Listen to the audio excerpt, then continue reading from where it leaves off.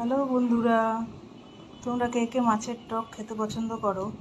আমাদের শ্বশুরবাড়িতে কেউ খায় না, কিন্তু বাপের বাড়িতে মাছের টক খুব পছন্দ করে।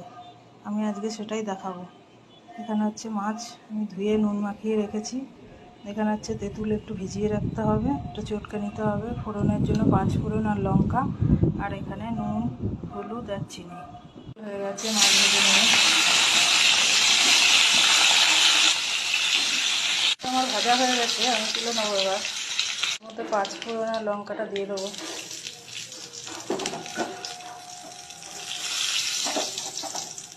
তেঁতুলের জলটা দিয়ে দেবো।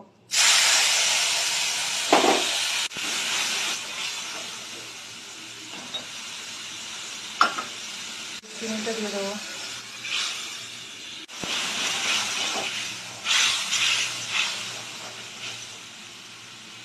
দিয়ে দেবো।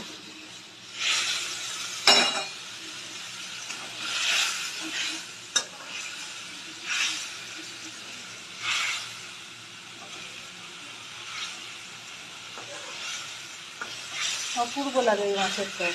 আপনারা খেয়ে জানাবেন। পরিমাণ বুঝে দেবেন, কারণ যারা কম মিষ্টি খান কম মিষ্টি দেবেন, আর যারা মিষ্টি বেশি খান তারা একটু চিনি। মাছের টকটা হয়ে গেছে। দেখো বন্ধুরা, আমার